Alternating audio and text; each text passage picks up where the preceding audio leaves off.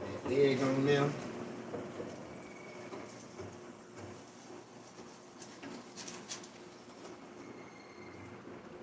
His ass is.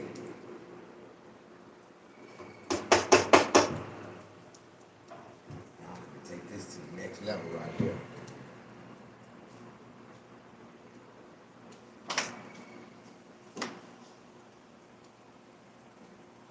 Vegetable oil, grease.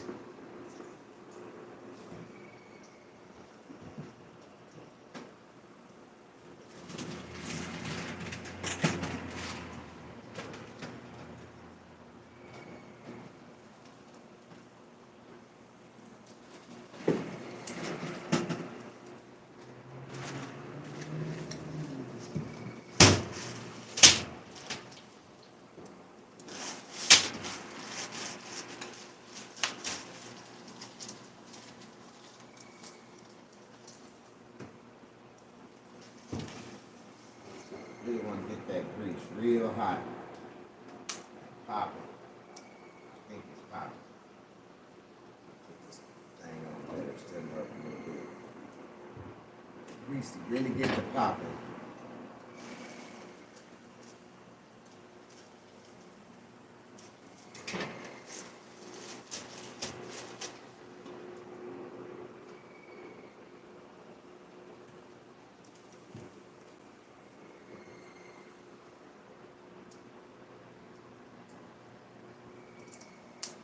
That's a lot of grease. But I'm trying to gain weight.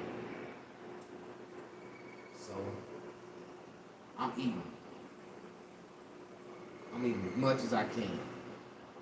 When I can. How I can.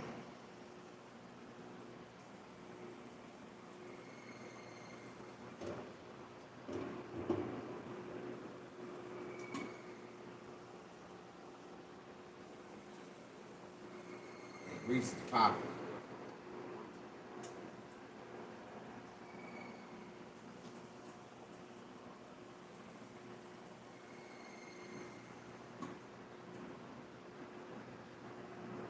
It ought to be ready like in less than a minute.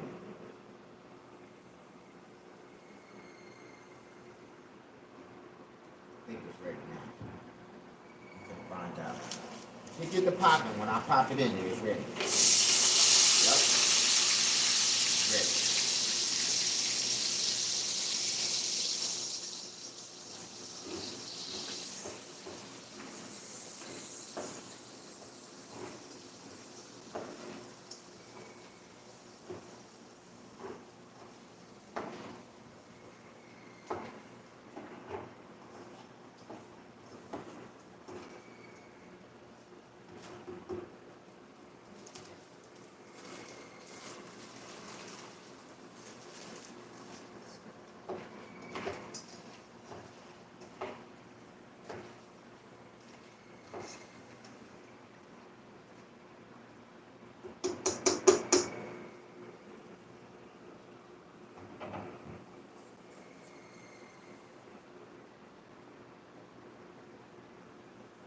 Lowry seasoning salt.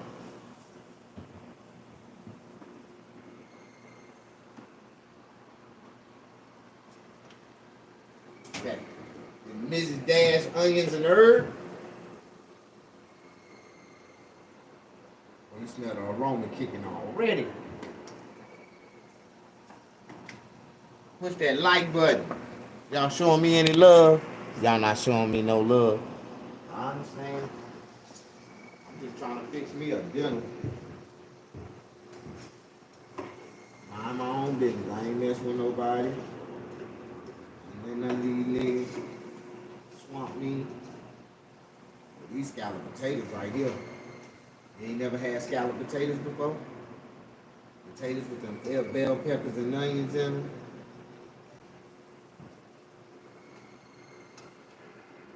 Let these simmer for a second. Watch this. Put that top on. Let these things simmer. Once they finish simmering, everybody gonna be straight. Alright. That's just enough. Make some garlic toast.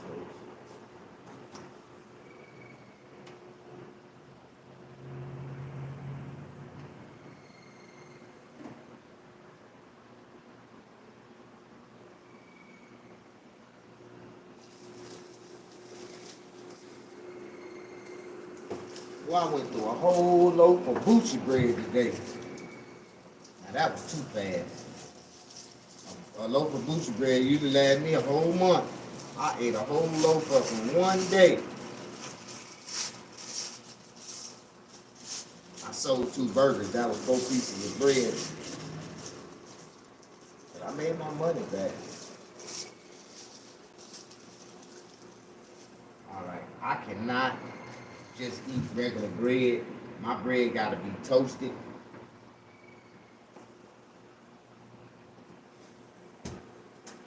Gotta have butter on it. Look, tripping out on these cats, man. They be eating toast with no butter. I feel so sorry for them. But this gonna be special toast right here. You spread that butter on there. It's that country crock. It ain't real butter. It's like butter. It tastes like butter. It'll fuck your head up. You don't know nothing to do. You ain't never had real butter before. You'll think it's real butter, but it's not. But you want to make the best garlic toast in the world?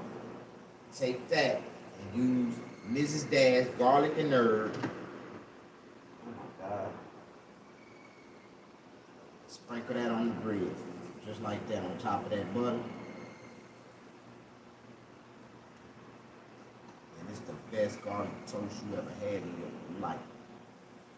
Mrs. Dash, garlic and herb, on top of that butter on that bread. And just pop it in the oven. That's all you gotta do, just pop it in the toaster and let it toast, just like that. All right, we got these scalloped potatoes cooking. Y'all wanna see what these scalloped potatoes look like? These are real scalloped potatoes. Push that like button.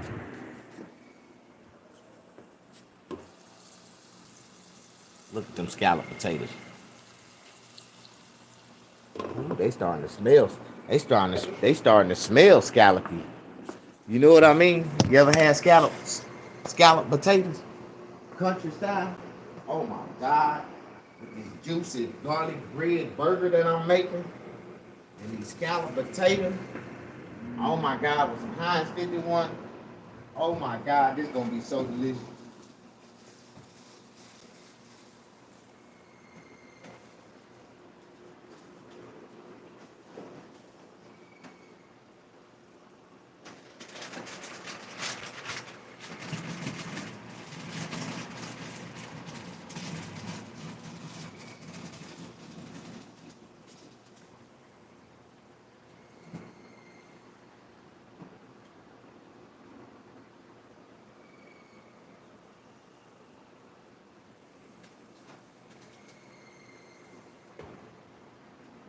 Tonight, we gonna do something real special for dessert.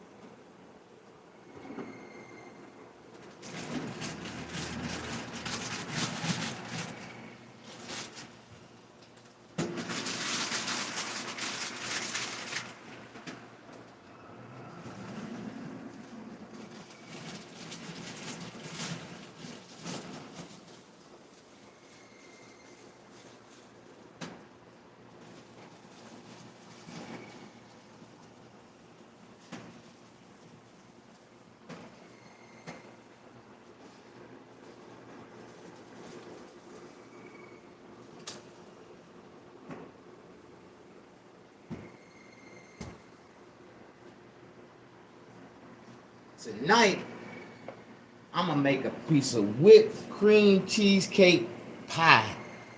I'm gonna mix it on top of some sock it to me cake, and we're gonna see how that tastes. I love eating dinner and dessert. Oh, them scalloped potatoes smelling scallopy. Ooh. Oh yeah, these scalloped potatoes are starting to scallop. Yeah, they're starting to smell. Oh yeah, they're scalloping now. They're scalloping right now. So you gotta know how to scallop potatoes. If you ain't never know how to scallop them, then you ain't gonna know what the fuck.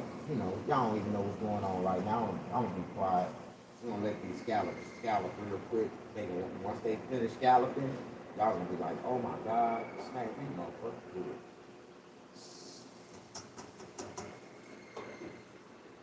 Them potatoes gonna be so good. I ain't gonna have to put nothing on them. I'll be able to eat them straight out the pot. How you doing? You might be skinny, player, but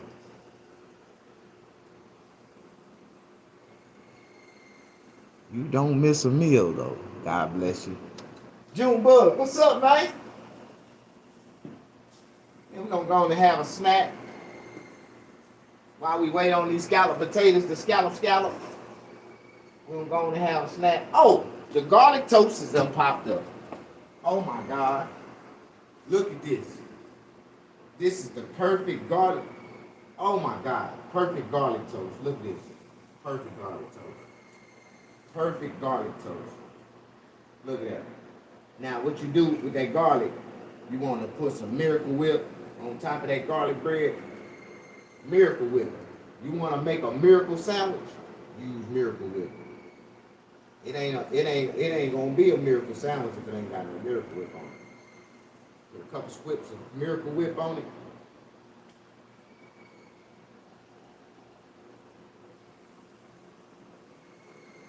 Heinz 51 ketchup. Gotta have Heinz 51. If you ain't got no Heinz 51, you ain't using real ketchup. Oh my God, this right here gonna be so delicious. All right, now this is an egg, cheddar cheese patty right here. I'm gonna pop that patty with that egg and that cheddar cheese. Pop that on there like that, just like that. The scalloped potatoes are scalloping. You want to shake them up. This is the way you scallop potatoes. You gotta know how to shake them up. You gotta scallop them. Gotta know how to scallop them. Oh yeah, they scalloping. Oh, them scalloped potatoes for real. Oh my God. You ain't never had scalloped potatoes before. I'm showing people how to scallop their potatoes, but a lot of people don't know how to scallop potatoes. So I'm showing you how to make scalloped potatoes.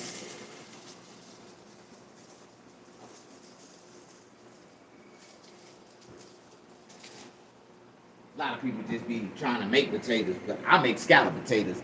And you got to know how to scallop potatoes. Do you know how to scallop scallops? How you doing? Do you know what the scallop mean? You should sell plates out of your shop. And I sold a plate today. Shit, I sold 2 burgers for $10. I think I got ripped off. You think I got ripped off? 2 burgers for $10? Cause I be selling real, 15.85 pure Angus beef burgers. Like my burgers expensive. Math, Huffer, need your help. Tony Swag, what's up? I'm scalloping potatoes right now. Scalloping. Oh, them scallops. Oh yeah. When you scallop, you gotta know how to scallop. That's why my potatoes come out like this. Oh yeah, them scallops. You gotta know how to flip them.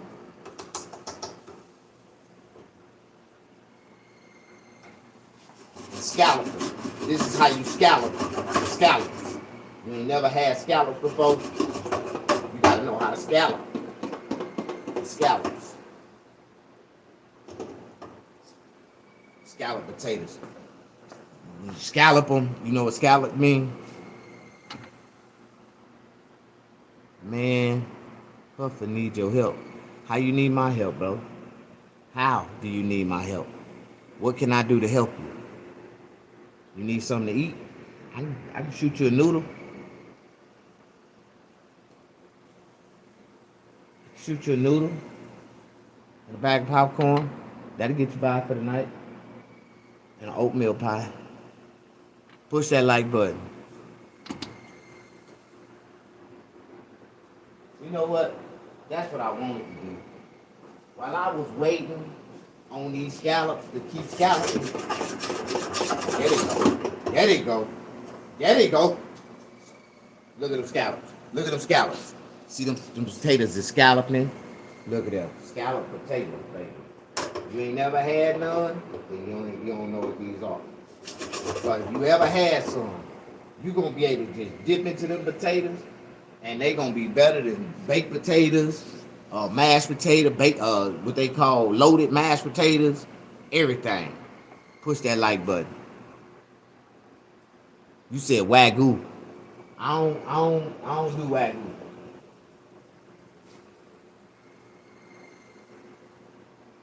But we're gonna do a piece of this pie on top of some sakatumi cake. That ought to taste real good. What y'all think?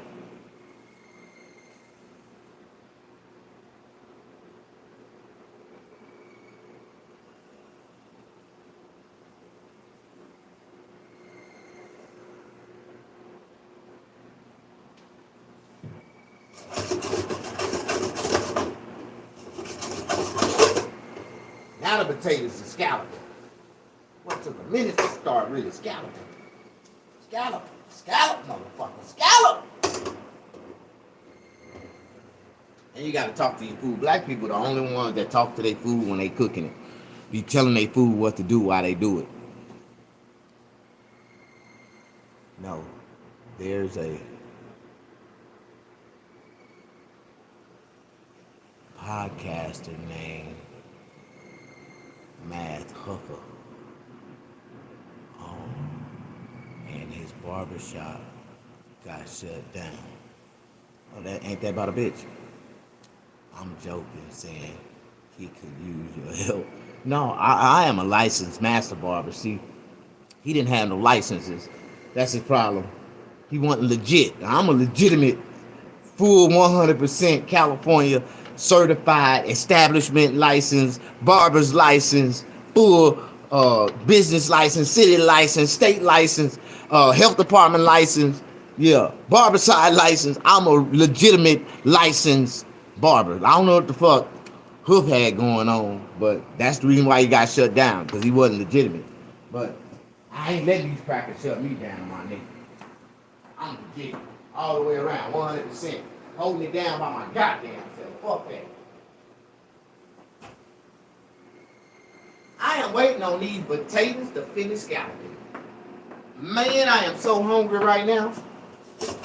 I am hungrier than a fat girl going up the hill on a goddamn big wheel trying to get to McDonald's. How y'all doing? I see you, OG, holding it down like I'm supposed to, bro. I've been doing this too long. Too long, man. I deserve this.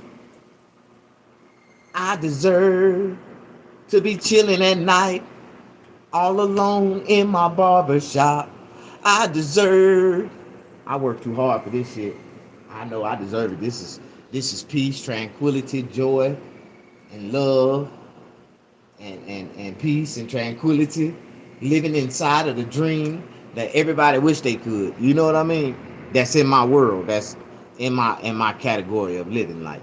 If you ain't in my category of living, I'm not living the dream. I'm not living your life. But I'm living the dream to some people. Some people don't know what that means, but if you keep watching, it'll come to you. I see OG keeping holding down that shop. Yeah. Well, how long now? 5 years by myself. I got a barber now. Things finna change, dog. I got a barber. I got another barber finna graduate. I met a new barber today. God finna bless me, man. I don't know about the rest of y'all. But when you pray, and you pray in front of people, man, and God will answer your prayers, especially when people watching. God will really answer your prayers. That's why I started letting y'all niggas watch more and more, because I let y'all watch, then I started praying to God now. I know you ain't gonna let me fail in front of these niggas, Lord. Oh, God! On God, this is good. On God.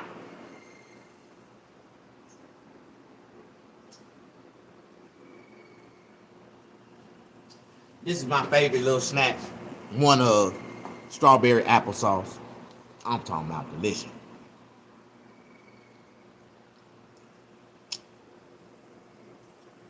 You like strawberry applesauce? Well, they came up with something when they mixed these two motherfuckers together. Mm.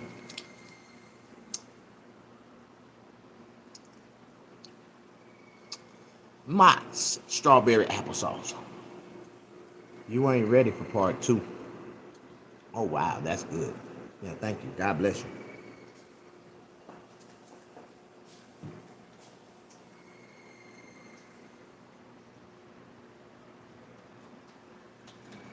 Eat the strawberry applesauce. This is good.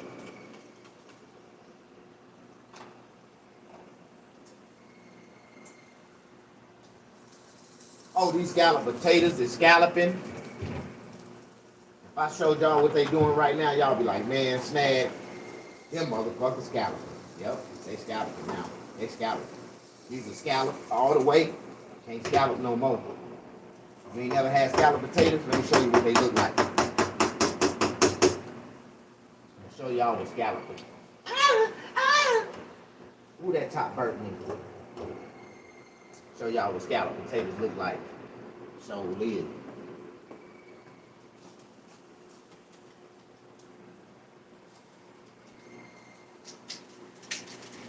This right here is scalloped potatoes.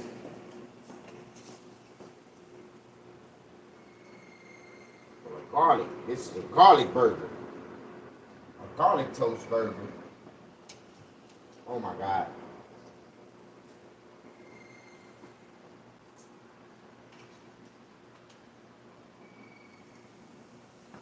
Trying to impress my peers, so get them scallops. You want them scallops to fall on the plate. See, bam, all together. That's scallops right there. If they don't come off all together, they ain't scallops.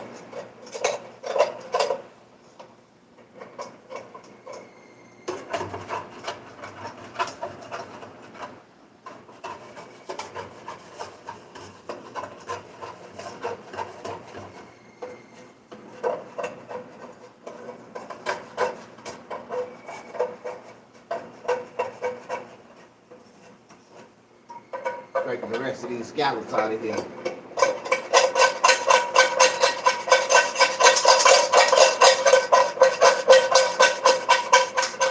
I want the burnt. No, that's the best part of the scallops. That tastes like bacon. And burnt onions, boy, that tastes like bacon. And burnt onions and bell pepper. I need all that up out of there. That's the flavor of the meal right there, baby. Oh my God. These scallops, oh my God.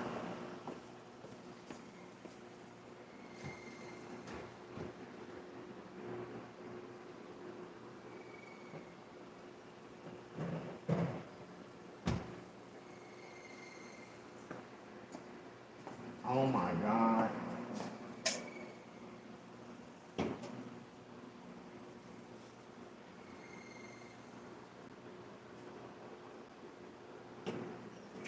Just want to show you, this is a meal. This right here, don't fill a nigga up. Nothing is. Look at that burger. Boy, you get a real burger when you look at that burger. You ain't never had a burger on sandwich bread? On Gucci bread, nigga? With Gucci, with that goddamn, this is that garlic toast. Oh my God. Wow, that look good. Thank you. Now, I'm just trying to tell y'all. Now I gotta sit here and sort my bills. I got a lot of bills to go through. I gotta open up this mail, go through my bills, and chill and get my mind right. I don't know if I'm gonna make it to the goddamn I don't think I'm gonna make it to the look. I don't think I'm gonna make it to the dessert tonight, because this is some heavy shit right here. This shit right here, I can see it now. You see them burnt onions and bell peppers on top? Man, that shit looks so good. Oh my god. Oh, I knew I was gonna taste like. I knew it was gonna taste like that. Now, there's only one thing I can do. I'm gonna have to indulge into this.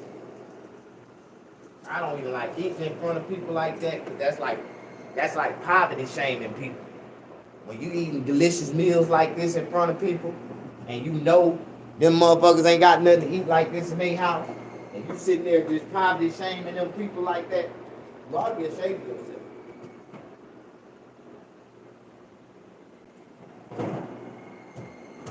But I'm not gonna feel no ashamed. I'm gonna grab 20 more different flavors. I want a Dr. Pepper, not a damn Coca-Cola. I thought I had a Dr. Pepper.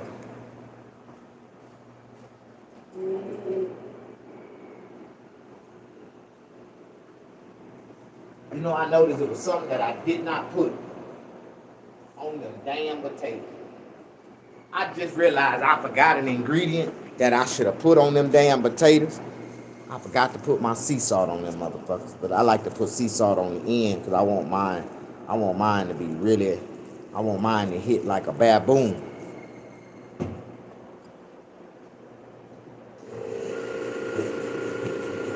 How y'all doing? You like me? I like you too. I love you. If you like me, I love you. I love you because you like me. Look at these scalloped potatoes that I did. I made these. Look at that burger. That burger, this motherfucker got flavors, layers on it. It's got first of all, it's got an egg that I've been marinating. I've been holding on to that egg all day. First of all, I've been holding on. It was 2 eggs left, and I held on to them 2 eggs for 2 weeks before I cracked one. And I ate one earlier, then I just went on and decided to eat that one because I had left it out on the shelf. And I don't know how long egg life shelf live, but it fried pretty good. Push that like button. I got some Heinz 51 ketchup. We got us some Heinz, and we're gonna put that Heinz 51 on here, that 5150, and pop these scalloped potatoes off like that. We're gonna pop this Dr. Pepper and get 23 more flavors in this meal, and we're gonna be all right. I need a straw.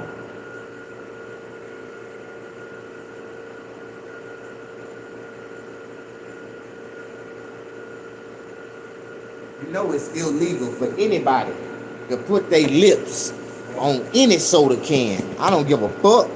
Don't you know that this lip thing right here, this is what they call a straw holder. I bet you thought that was just the can opener, right? You thought that just opened the can. That is a straw holder. You're supposed to place your straw in between that, and it'll hold it down in the soda.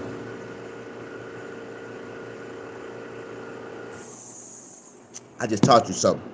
You know, I used to drink sodas out of can, beer out the can, for years and years, and I never knew that little piece that opened the can was a damn straw holder, not a goddamn can opener. I know dumbass people that'll open the can and rip that thing off and don't understand that it has a major purpose. So you will not put your lips on top of this can in no type of way that 1,000 or 1,000,000 people done already rubbed their fingers, that they done, play with their dick all around the lips of it and shit. And you gonna turn around and start drinking out of it. You nasty ass.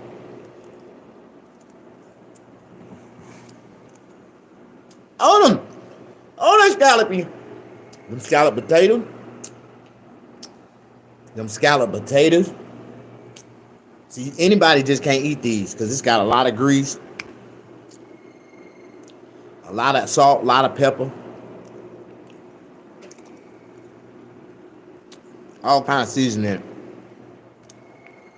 But the potatoes are so tender. This is like,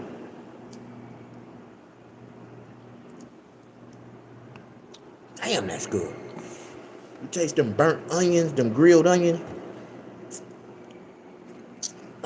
Push that like button. And we're gonna taste this. Now this is a real garlic toast, egg and cheese burger.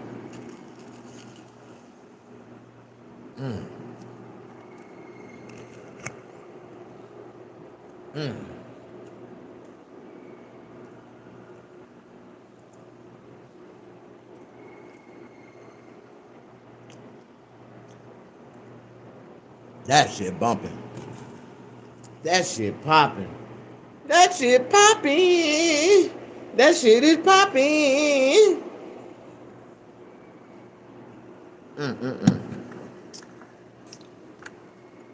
I just saved myself $25.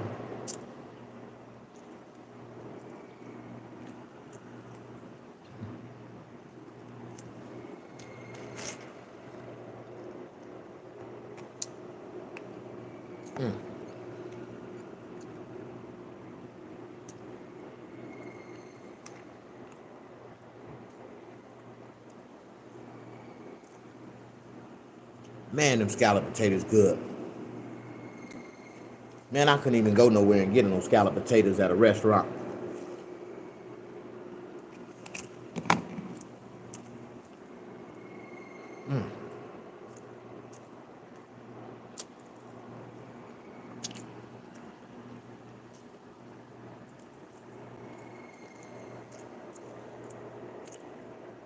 I am not gonna be no good after this.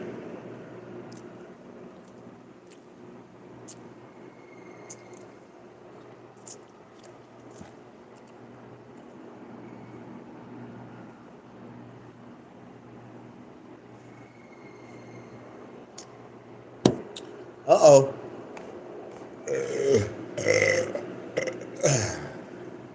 Dr. Pepper. That's what I'm talking about. That shit feels so good. Just all that food pushed down.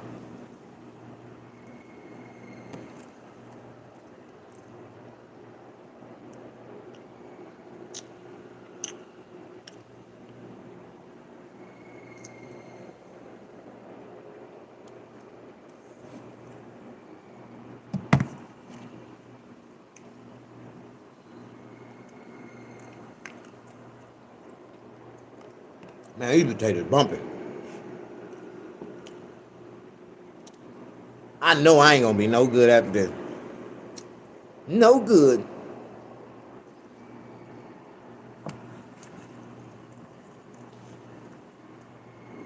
Oh, good.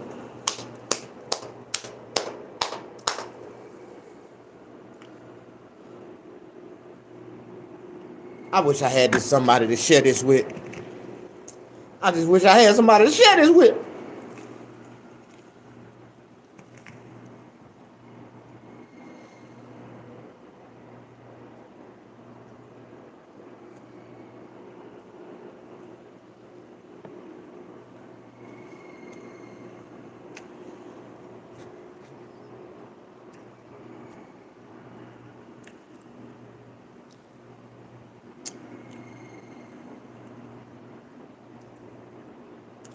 Man, I see all this shit I need to do, and I know I'm gonna fall asleep right here on the floor.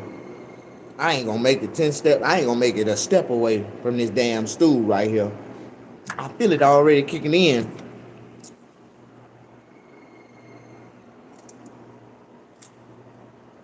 But if I run this way and lock the door, I can make it to my RV and get into bed.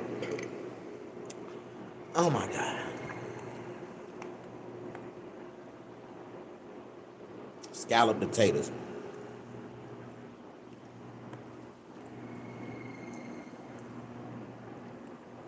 Man, these motherfuckers taste better than any type of potato I'd have never had.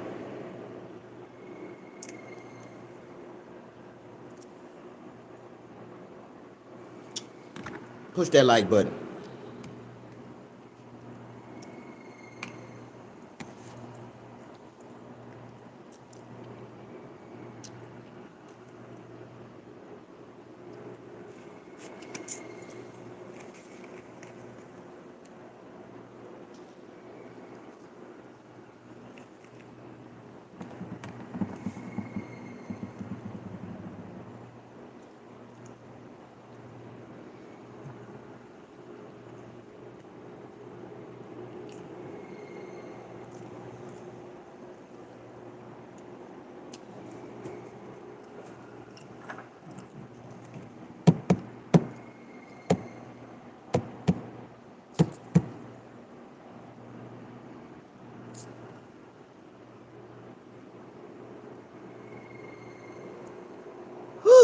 Jesus. Ooh, Jesus. Jesus. Ooh, Jesus.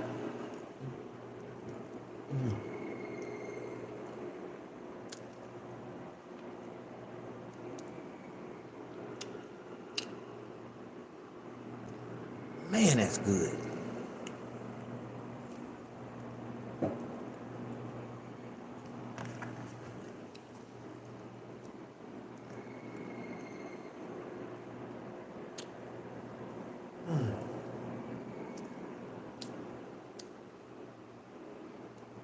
I knew I made too many.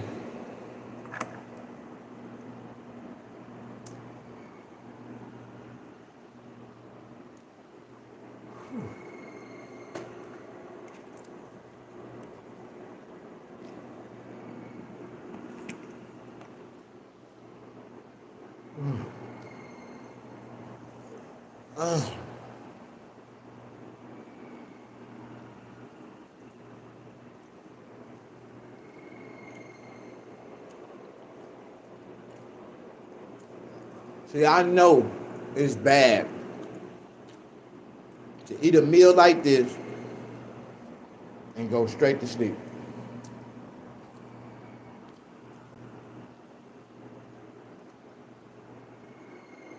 Last time I did that, I had a dream about the garlic bread that I ate. I had a dream that the garlic bread was chasing me through the cornfield. And all the children of the cornfield was chasing me behind the damn garlic bread. Screaming, come back, Damon! Play with us! I'm like, what the fuck? Am I the only one? How you doing? Push that like button. Don't nobody like me?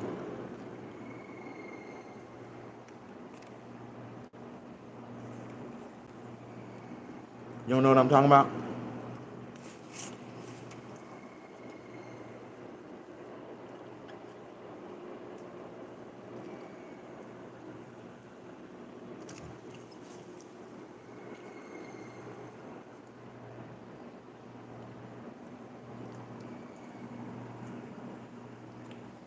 When we was a kid, when I was a kid, I was real poor. One Christmas Eve night, my grandfather went out the back door and shot his shotgun 2 times. Boom, boom. Started the shit out of everybody in the house. He came back in the house. He said, man, y'all ain't gonna believe it. What, granddaddy? Santa Claus just committed suicide.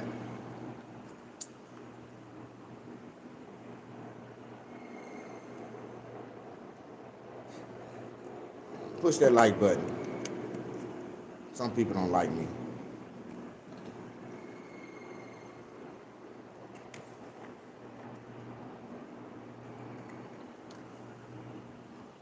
Just imagine getting the news that Santa Claus died 15 minutes before Christmas morning. It's 11:45 at night. My grandfather told us Santa Claus committed suicide.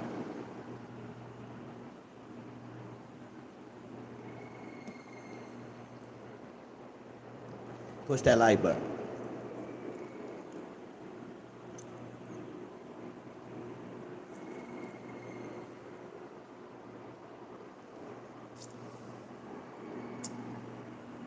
I thought I was going to be able to eat this cream cheese whipped pie. But I ain't going to make it to it. I still got a half a burger.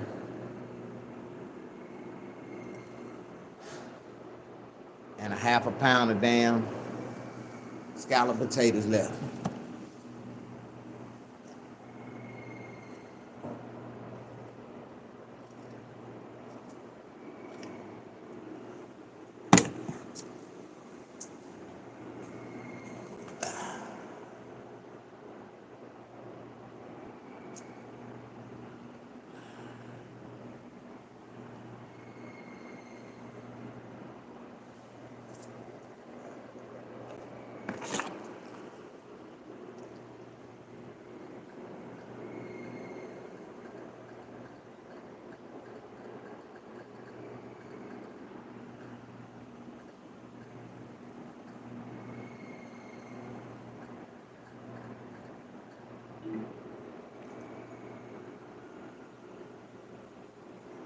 It's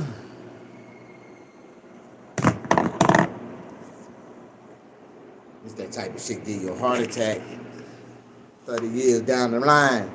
Eat like this every night. Gonna clog some arteries up down somewhere.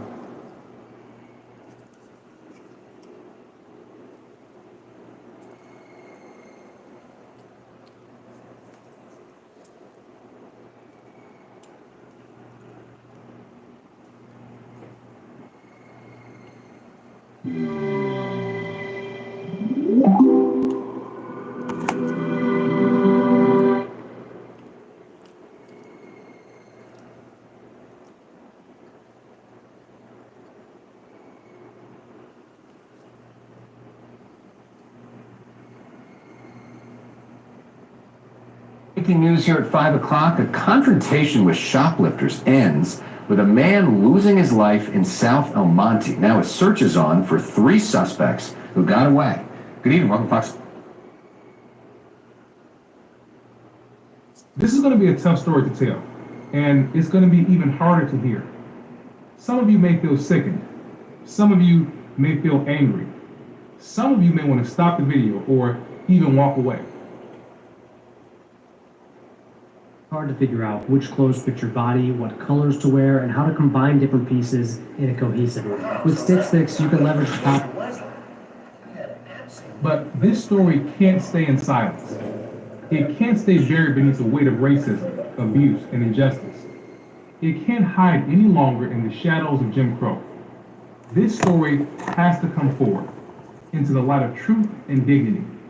It must be told for every black woman and every black girl who was ever made to feel like they didn't matter, like they didn't exist, like their pain wasn't real, like what happened to them was a lie, like their truth didn't matter. This story is for them, and I'm telling it for them.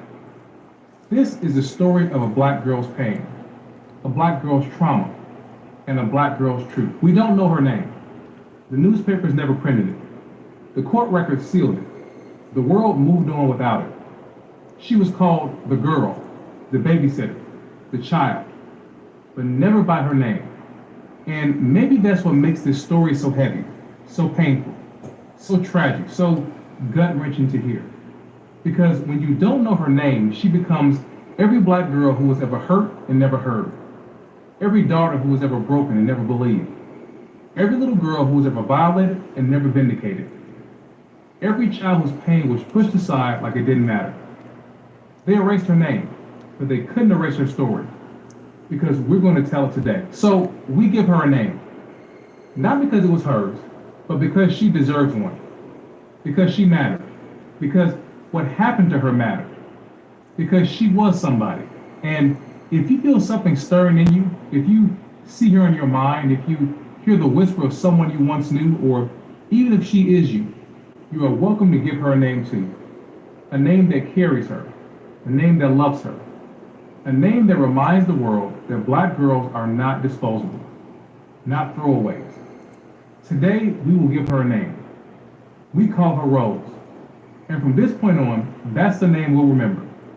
This is Rose's story. While watching this, you may need to take a breath. You may need to pause. As I said before, some of you may even need to stop watching and step away. That's okay.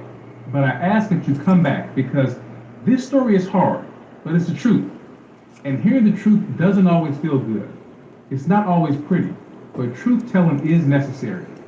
And this truth belongs to Rose, and to every black girl who was ever told that her pain didn't matter. So if you need to step away, I just ask that you please come back. Come back for Rose. Now, let me tell you what happened. As I said a few moments ago, we don't know much about Rose. We know more about what happened to her than who she was. But I do want to tell you the little bit that I do know about her. I want to give you as much about her as I can so that you can see Rose for who she was before this. She was 14 and the oldest of 5 children. She was in the 9th grade at Lanier High School. She lived with her mother and her father in Jackson, Mississippi. Her father was a World War II veteran, and her youngest sibling was just 5 weeks old when this happened. On May 31st, 1951, at 7:30 in the morning, 48-year-old Hugh L. Morrow, an unemployed carpenter, came to Rose's family home on Bank Street in Jackson.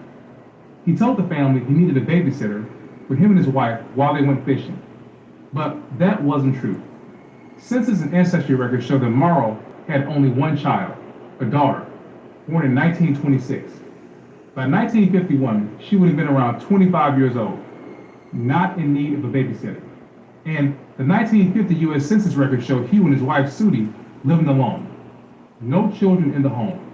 So Hugh's motives were clear that morning, and they were evil. He already had his plan in mind, and he knew what he wanted. And more importantly, he knew who he wanted, and that was Rose. He wanted access to her. We don't know exactly what he said, what word to use, but we know that he offered money to the family in exchange for Rose to babysit for him. Rose's family clearly needed the money, so her mother said yes, and agreed to allow Rose to go with Morrow. As he drove her away from the home, it became clear that she was not going to babysit. He took her to a lake near a wooded area in southwest Jackson. Morrow pulled her down into the seat so she couldn't see where she was being taken. She was fearful and scared and not knowing what was about to happen next. Rose was gripped with terror, the kind of terror that no child should ever experience, the kind of fear that takes your breath away. Once at the lake, that's when it happened. The horror, the brutality, the pain, the fear, the violation. Morrow first took the seat out of his car. He wanted to make sure he had enough room. Then he attacked her. Rose tried to escape Morrow's car twice, but each time he overpowered her. He used his grown man strength to stop this 14-year-old girl. He told her that he would drown her in the lake if she screamed. 14-year-old Rose did the only thing she could. She begged for her life, begged for him to stop, begged for it to stop. The more she begged, the more he threatened to take her life. But he didn't stop. He didn't get off of her. He simply covered her mouth with his hands to quiet her screams and her pleas. He continued his act until he was done. Now, I don't want us to move quickly past this, because what I just said and what you just heard is angering, it's sickening, it's disturbing, and it happened to a black child. It happened because she lived in a world that did not see her as human. It happened because she was a poor black girl in Mississippi whose family was willing to take a chance on believing this man was honest and that he was actually going to pay them money. Money they would use to feed their family. That's why this happened. Because she was black. He did it because she was black. He had no shame. He didn't hide. He didn't even try to cover it up. Because she was black. He didn't need to. Didn't even think to. Who was going to believe her over him? Once again, because she was black. That is what it meant to be black. Unabashed injustice. Unashamed brutality. Pride and glee in inflicting horror. And what about Rose? What about her? When we tell these stories, we often speak from a distance. We say things like, what is he doing? I want to go home. Where is my daddy? Please stop. No more. A million thoughts, a million fears, racing through our mind at a million miles an hour. This is the kind of trauma where tears refuse to fall. The kind of terror that makes you come out of yourself just to survive it. And Rose, she experienced it all. After Morrow was done, he got up. He put the seat back. And he got back in the driver's seat of the car. And he drove Rose back towards her home. He dropped her off a block away. When Rose got out of the car, she was crying and bleeding. She was scared, shaken, injured. When she approached her home, her mother saw her, and she immediately knew what happened. She saw her baby. She saw her beaten, battered and bruised, and crying and scared. And she knew what that man had done to her daughter. And in that moment, there was the pain of two. One who had endured the pain, and one who was carrying the pain of not being able to protect her child. The two meeting at the same time. The two grieving at the same time. A mother searching her child's face for answers she didn't know. And a daughter looking to her mother for protection she couldn't give. When Jim Crow came from black families, he took everything from everyone. No one in the family was spared from his wrath. Rose's mother called the police. Hinds County Sheriff Albert Jones and his deputies came out. They spoke to Rose, and she told them what happened. She didn't know Morrow's whereabouts, but she remembered details about his car. She gave a description of Morrow and his license plate number. Rose was also able to lead the deputies back to the wooded area by the lake where it all happened. The plate number that Rose gave was 1 digit off, but the deputies worked to correct that, and that's how they were able to locate Morrow. He was arrested at his home just 4 hours later. When they searched his car, they found Rose's underwear underneath the seat. He didn't even bother to cover his tracks. After he was arrested, Rose was brought to the police station to see if she could identify Morrow. His face was one she could not and would not forget. She picked him out of a lineup of 7 men. When the police interviewed Morrow, he didn't even deny what he did. He signed a confession. He admitted to being with her, but he said that he did not force her. When asked why he went to Rose's home, Morrow said that he had no particular reason and didn't know them at all. He simply drove around the black section of town looking for a young black girl. Rose was later examined by a doctor in Clinton, who said that she had serious injuries and that there was no doubt that she had been violated. Morrow was ordered held without bond. The fact that Hugh Morrow used babysitting as a means to get access to Rose was not uncommon. Black girls and women were often employed in domestic work. Many worked outside the home in white households as maids and as babysitters and washerwomen, or took in clothes to iron. That labor made them vulnerable. Involved young girls like Rose, whose families were driven by need. The 11-year-old girl was arrested. In 1949, in Minden, Louisiana, a white plumber offered a 15-year-old black girl a job when he was doing work in her home.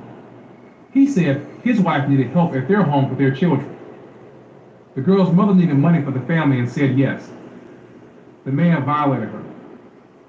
In Meridian, Mississippi, in 1947, a salesman for a gas company went to a black family's home. He asked the black woman who came to the door if she had a daughter in need of work. He said he would pay the family 70 cents an hour for her work. The man then violated the woman's daughter on the way to his home. What happened to Rose happened to countless black girls and women, over and over again. Even though slavery was over, the belief that a black woman's body was available to anyone at any time had not disappeared. That evil remained, and it continued to cause pain and trauma for black women and black girls. And just like during slavery, no one cared. No one stood up for them. No one stopped it. Black people in Jackson were horrified and outraged by what happened to Rose. They were tired of hearing the same story of injustice and brutality happen to a black girl and a black woman. But they didn't just express outrage, they took action. Black women in Jackson formed the Negro Womanhood Defense Committee. The purpose of this committee was to bring awareness to and support Rose, to support her case, and to demand justice for what happened. It was chaired by Teresa Almore, who was the president of the Parent-Teacher Association, and also by Mrs. E.W. Barker, who was the president of the Jackson Metropolitan Council of the National Council of Negro Women. The committee was made up of prominent black women in Jackson and civic leaders and church clergy. The committee immediately took action. They put out a call to raise $10,000 to support Rose's family and demand that Morrow be prosecuted. And they weren't silent, they weren't scared, and they weren't going to let this happen. Not without a fight. They said enough was enough. Enough of the attacks on black girls and black women. Enough of treating black girls and women as objects to be violated anytime a white man wanted to do so. Enough. And this time, they were determined to be heard. You see, Rose's attack wasn't the first. In fact, it was just one of several attacks on black women and girls by white men in Mississippi that year. In January, 2 white men, Lonnie Bevel and John Stewart, kidnapped a 30-year-old black woman and violated her. Also that year, 2 white men, Woody McGarr and Glenn McCain, went to the home of a 12-year-old black girl from Batesville and asked her mother if she could babysit for McGarr's children because his wife worked at night and the children were left alone. The 2 men then drove the girl to Memphis and took turns with her. She managed to escape only after the men began arguing during the attack. This is why black women in Mississippi were fed up. On June 5th, 1951, at the first meeting at Pratt's Memorial Methodist Church, 1,000 black people showed up in the rain. There were teachers and doctors and professors and people from social clubs and lodges. There were men, women, and children. So many people came that the sanctuary was filled to capacity. People spilled into the hallways and onto the church lawn. Black people were upset and fired up over what happened to Rose. Percy Green, who was an activist and the editor of the Jackson Black newspaper, the Jackson Advocate, said that this crime was yet another reason why it was time for black people to register to vote, so they could elect people who would punish white men who attacked their women and girls. Also present at the meeting was a black woman named Rosalie McGee. Just 7 weeks earlier, her husband, Willie McGee, had been executed by the state of Mississippi, wrongly convicted of violating a white woman. Rosalie had fought for years to save him. She watched the state devote every resource, every legal tool, and every ounce of determination toward one goal: his execution. And now, still grieving, she stood with Rose, because this meeting wasn't just about one girl. It was about the double standard of justice. It was about how the legal system moved mountains to protect white womanhood, but turned its back when black girls were the ones crying out for help. Rosalie's presence made that message clear: that black women were done suffering in silence, that they were done being ignored. The group planned to meet every week until they achieved their goal. Black people supported the committee, but so did white organizations of white people too. Money came in from all over Mississippi. Now, you have to remember, this was 1951 in Mississippi, a state where black people were still lynched for fun. And the law looked the other way when that happened. This was years before Dr. King, before the marches, before the cameras showed up. To get 1,000 black people to pack a church and speak out for another black person, it was bold and it was brave. But they did it anyway. They did it for justice. They did it for equality. But most of all, they did it for Rose. It was the Womanhood Defense Committee that checked in on Rose and her family after the attack. A group of black women went to the family's home and talked to them, found out what happened, asked them what they needed. Rose was in very bad condition when they saw her, both physically and mentally. The defense committee was able to get Rose admitted to the Jackson College Hospital. They feared that she might suffer a mental breakdown and wanted her treated immediately. Rose was hospitalized for several weeks after the attack, but when she finally came home, she didn't get better. She got worse. Her family said she began having periods of hysteria and distress, and that her mental health deteriorated. She had to be taken to the Copeland Hospital for further treatment. It was believed that she would need several weeks and possibly months just to get her stabilized. Hugh Morrow not only violated Rose's body, but also her mind. His act of savagery went beyond that horrific morning. And that was the cruelty of Jim Crow and racism, that he was a thief. He stole Rose's innocence, stole her body, stole her peace, and was trying to steal her mind. Morrow broke Rose, then walked away like nothing happened, leaving her to deal with it. And thankfully, that supportive group of black women was there to help, there to guide, and there to support her. Like many black organizations at the time, the Defense Committee was attacked and accused of being. They weren't fighting for headlines, they were fighting for Rose. Before I get back to what happened next, let me just say this. I really love telling these stories because Black history is our freedom since emancipation in 1865. Dr. King once said that not with bent backs, but proud.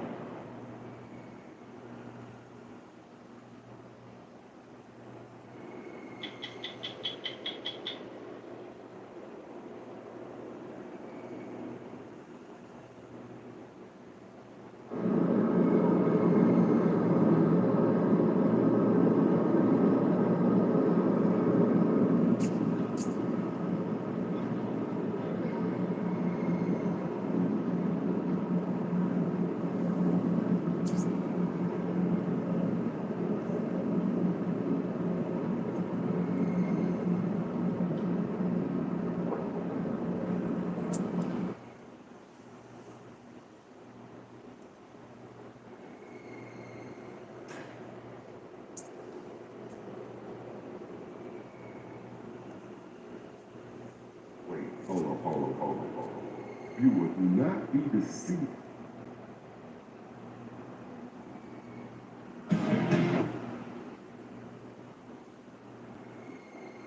Hello there, YouTube family. Welcome back to another episode of Rerun TV. Did you know that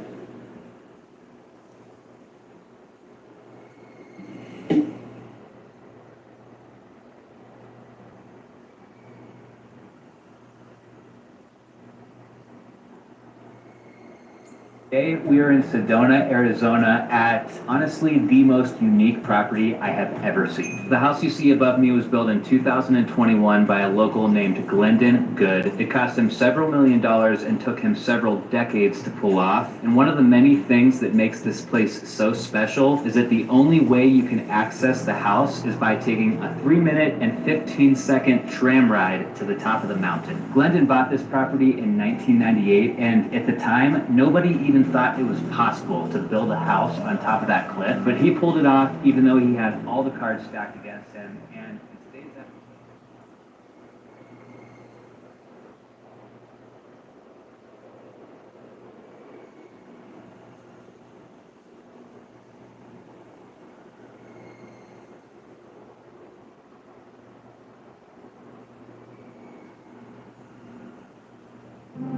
How well did the ancient Egyptians... Federal gun charge against the man suspected in the murders of 3 people, including a 9-year-old girl, tonight. A new 7-page complaint shows how police were able to catch 29-year-old Nationwide investigation into a cartel-led theft ring led law enforcement to a home in Southwest Houston, and police allege this group is responsible for stealing tens of millions of dollars in merchandise, then shipping it across the border over to Mexico. ABC 13's Micah Hatfield explains the big tie to the Houston area, Micah. This investigation here in Houston is just a small piece of something much larger. Court records identify the group behind it as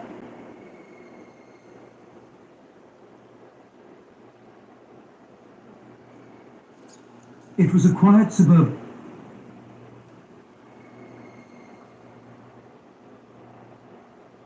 Trump backed down. That was the New York Times headline today.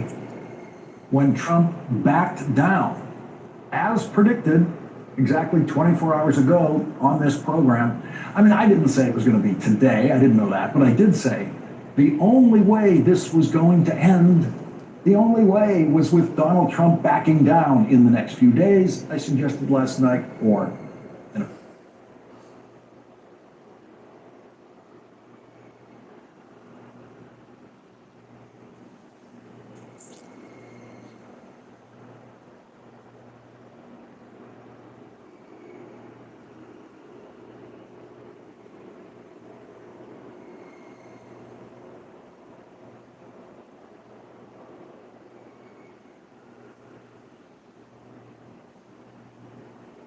Fanny can't imagine a life without her only daughter. Beautiful.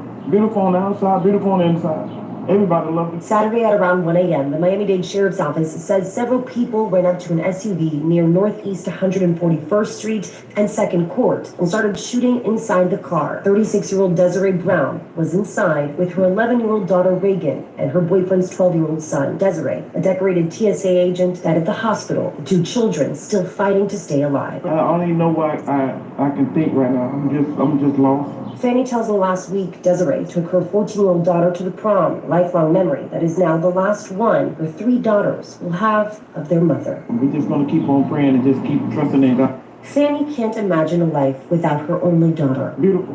Beautiful on the outside. Push that like button. Everybody loved it. Saturday at around 1 a.m., the Miami-Dade Sheriff's Office said several people ran up to an SUV near Northeast 141st Street and 2nd Court and started shooting inside the car. 36-year-old Desiree Brown was inside with her 11-year-old daughter Reagan and her boyfriend's 12-year-old son. Desiree, a decorated TSA agent, died at the hospital. The 2 children still fighting to stay alive. I don't even know what I can think right now. I'm just lost. Fanny tells me last week Desiree took her 14-year-old daughter to the prom, lifelong memory that is now the last one her 3 daughters will have of their mother. We're just going to keep on praying and just keep trusting in God. Fanny can't imagine a life without her only daughter. Beautiful.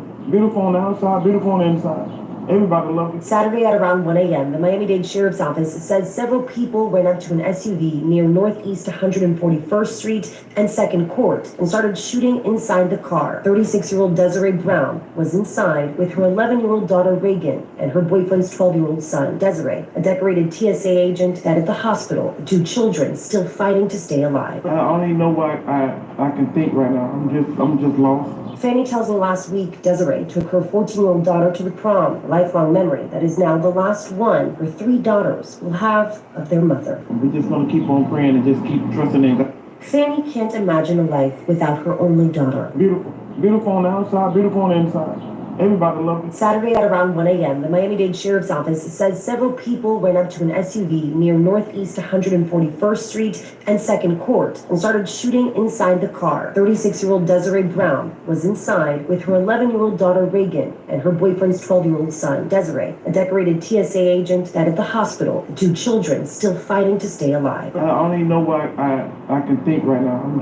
just lost. Fanny tells me last week Desiree took her 14-year-old daughter to the prom, a lifelong memory that is now the last one her three daughters will have of their mother. We're just going to keep on praying and just keep trusting in God. Fanny can't imagine a life without her only daughter. Beautiful. Beautiful on the outside, beautiful on the inside. Everybody loves it. Saturday at around 1 a.m., the Miami-Dade Sheriff's Office says several people went up to an SUV near Northeast 141st Street and 2nd Court and started shooting inside the car. 36-year-old Desiree Brown was inside with her 11-year-old daughter Reagan and her boyfriend's 12-year-old son. Desiree, a decorated TSA agent, died at the hospital. The two children still fighting. Just finished up, my boy. Yeah, you wanted to grandma. Okay. What 11 mean? 11 not a damn thing. No, you're supposed to say it's ever. Just finished up, my boy. Yeah, you wanted to grandma. Okay. What 11 mean? 11 not a damn thing. No, you're supposed to say it's ever. Just finished up, my boy. Yeah, you wanted to grandma. Okay. What 11 mean? 11 not a damn thing. No, you're supposed to say it's ever. Just finished up, my boy. Yeah, you wanted to grandma. Okay. What 11 mean? 11 not a damn thing. No, you're supposed to say it's ever. Just finished up, my boy. Yeah, you wanted to grandma. Okay. What 11 mean? I was riding around in the V12 with the racks in the middle. Had a friend almighty God and let my dog out the kennel. When you get it straight up by the mud, you can't imagine. I was riding around in the V12 with the racks in the middle. Had a friend almighty God and let my dog out the kennel. When you get it straight up by the mud, you can't imagine. I was riding around in I'm stuck on the fucking freeways all over the place. They got it all blocked out. The Lloyd Center exit, the Convention Center exit, every motherfucking exit. You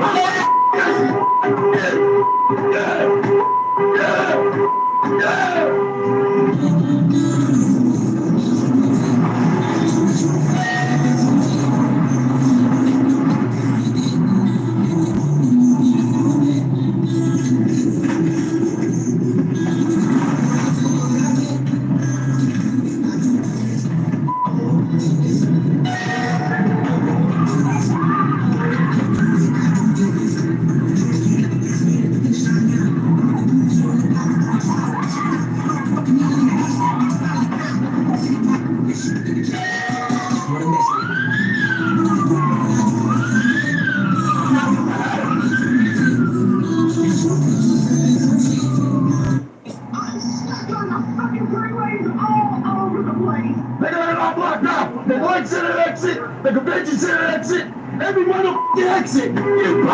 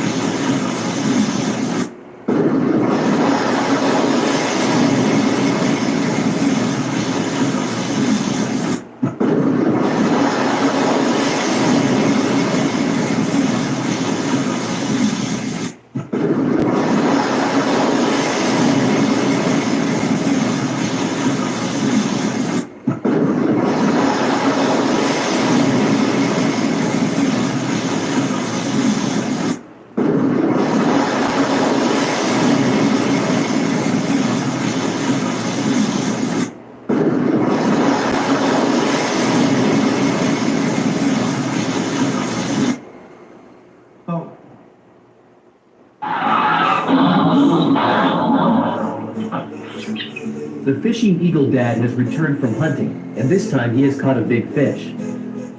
However, during the landing, a small accident occurred due to inadequate braking, causing the prey to firmly get stuck in the branches. No matter how hard the eagle dad tries to pull and tug, he can't get it down. Seeing the unsuccessful situation, the eagle mom, furious, immediately approaches and asks the eagle dad to step aside. She decides to give it a try herself. Realizing he messed up, the eagle dad quickly makes way for the eagle mom. However, the large fish is pierced through by the branches, and their attempts to pull it in the opposite direction prove futile. Even as the eagle mom struggles to pull and tug, there is no effect. Sensing trouble, the eagle dad, trying to avoid the impending outburst from the eagle mom, prepares to fly away.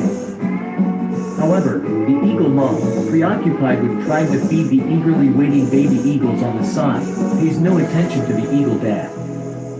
In an effort not to let the children go hungry, she continues trying to pull the big fish down. Unfortunately, despite her best efforts and various attempts, the fish remains untouched. After spending a considerable amount of time, the eagle dad returns, thinking the eagle mom has managed to deal with the fish.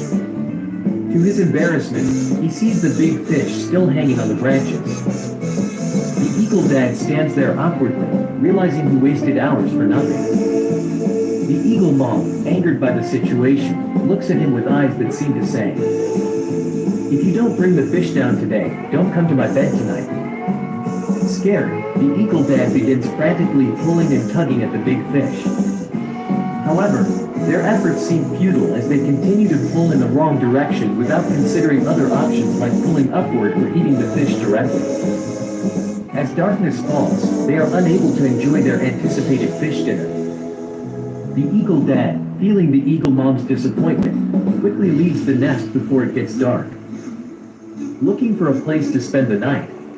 The next day, as dawn breaks, the eagle dad returns to the nest and resumes the effort to pull the big fish. It's evident that the eagle dad is putting in extraordinary effort, biting the fish head and vigorously flapping his wings, or grabbing onto the fish and pulling with all his might. Perhaps the overnight exposure to the elements or the eagle dad's persistent efforts have paid off. After several hours, the big fish is finally successfully pulled down by the eagle dad.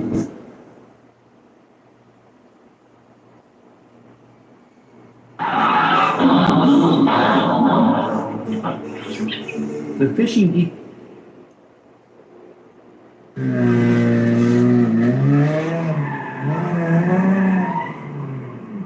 Hey!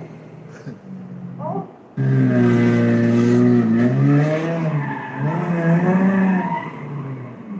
Hey! Oh.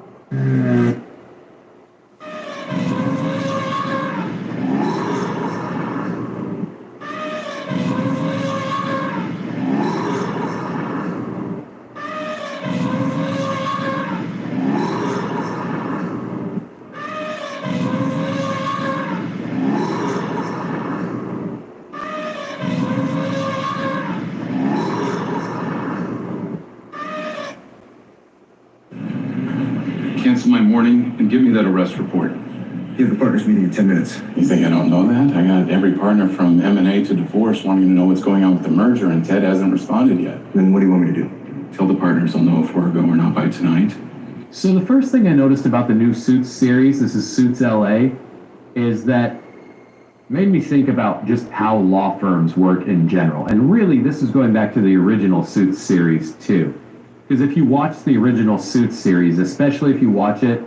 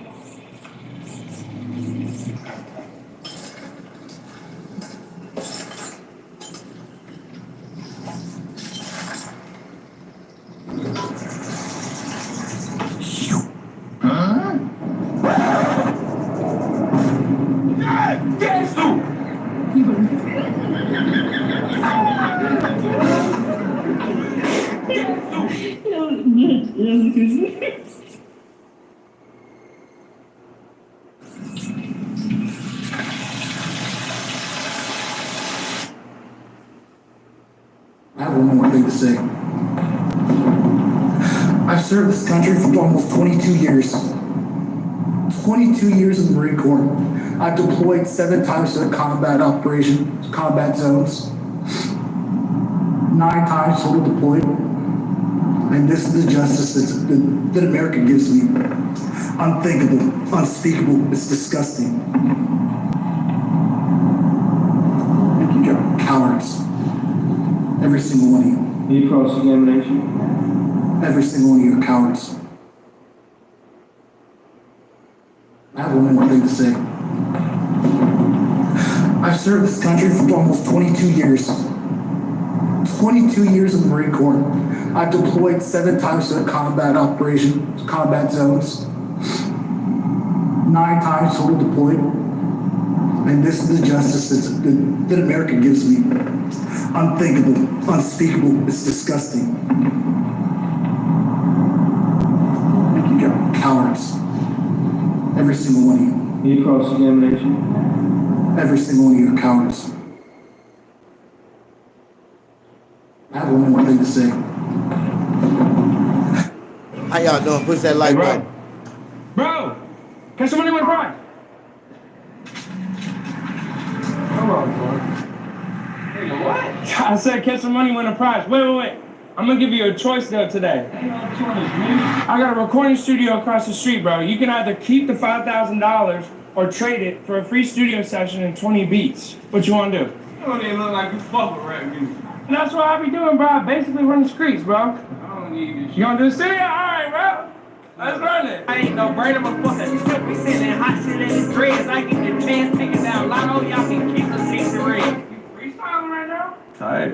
What the fuck? Right, just get that time, you're coming home, don't never fold, yeah. I ain't never hate. One damn minute. Boom. They better stop playing me after this. Okay, so Fire Lancer, check this shit out. That's the code, keep telling Trey, just get that time, you're coming home, don't never fold, yeah. I ain't never hate, but all this shit you rapping, that shit cap. And I really get on his ass, he better shut his mouth. He went to this and I hit his phone like nigga, what it's about. He picked a side, I'd be wrong if I go hit his, hold on, but I don't want that bitch. If you're broke, go get it fixed. Yeah, look. You broke, go get it fixed. Hey, bro. Bro! Can somebody win prize?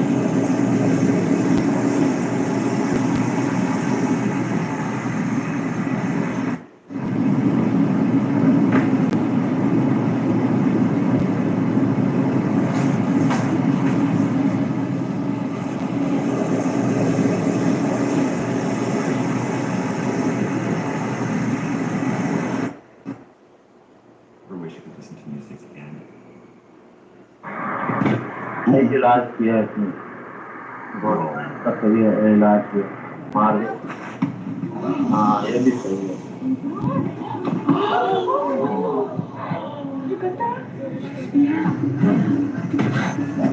Good यार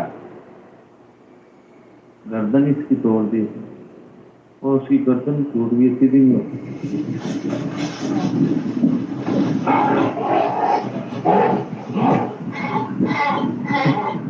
सही इलाज है चल ये क्या गाना है ओ चलो भैया चल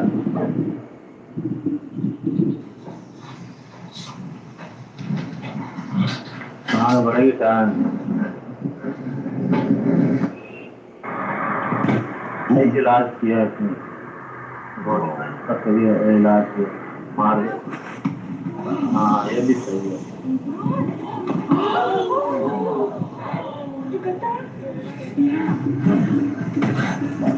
गुड यार Any jeweler who pull out a calculator on you, he playing with you. Because I know how much I pay for every piece. I'm going to give y'all the game, right? Anytime you see a piece of jewelry that has a price tag on it, now you ever see a little ring or something that shit say 30,000? What the fuck is this shit worth 30,000? It's a little ass ring. I'm saying, he's like, well, that's not how much it is. Hold on, buddy. Pull out the calculator, boom. Special price for you, boom, boom. 10% off today, boom. And he flips the calculator. He don't even say the price. He flips it on you. You be like, damn, nah, man. You put your own price. You know what I'm saying? Now, whatever the price tag says, they mark it up times 10. What? So their cost that the jeweler paid for that piece is divided by 10. So if it says 10,000, then he paid $1,000 for that piece. When he tells you 50% off, he's still fucking you times 5. Any jeweler who pull out a calculator on you, he playing with you. Because I know how much I pay for every piece. I'm going to give y'all the game, right? Anytime you see a piece of jewelry that has a price tag on it, now you ever see a little ring or something that shit say 30,000? What the fuck is this shit worth? This officer is about to choke, and the only one who can save him is the detainee. Are you straight, bro? A routine arrest until something unexpected happens. You want to give me the keys? Give me the keys, down the house. Help me, man.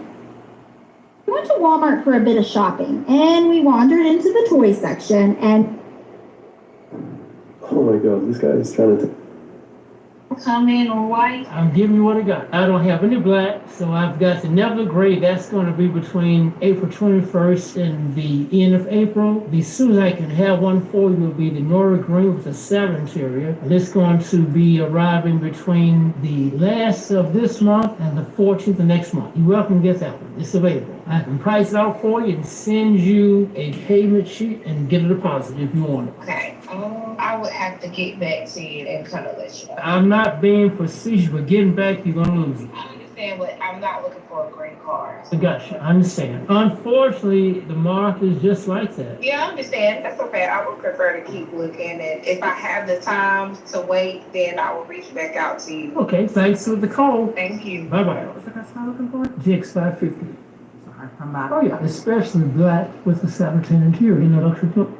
Come in on white. I'm giving you what I got. I don't have any black, so I've got the Neville Gray. That's going to be between April 21st and the end of April. The soon I can have one for you will be the Nora Green with the satin interior. And it's going to be arriving between the last of this month and the 14th of next month. You're welcome to get that one. It's available. I can price it out for you and send you a payment sheet and get a deposit if you want it. Okay. I would have to get back to you and kind of let you know. I'm not...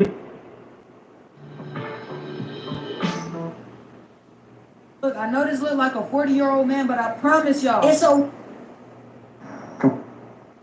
I made this axe out of scrap metal I found in the garage. I wanted to make an axe because I've seen the axes other people make and they're doing it all wrong. Rebar is soft steel, and the first time they used an axe like this, it would bend. And I just finished up a big upgrade to my induction heater, and I thought making a real axe for rebar would be a good test. Now, induction heaters are basically the biggest thing that's happened to blacksmithing since the hammer was invented. Why don't more blacksmiths use induction heaters? Are they stupid? But like I said before, even though this axe is a lot sturdier, the steel is still pretty soft and weak, so I had to cut up a bunch of bandsaw blades and weld them to the head of the axe. These are made from an alloy that's designed to cut through steel, so now this axe is super strong. I finished up the axe head, hit it with a quick polish. Now it's almost ready, but I still need to make a handle for it, and I'm going to tell you the secret technique I used to make this grippy handle for this knife. Nobody's ever done this before, so pay attention. The handle is made from adding steel DBs to molten copper, but it's not as easy as it sounds. My induction heater is powerful enough to melt copper and steel, so I have to be really careful with the heat, but on my first attempt, everything melted together and it was completely ruined.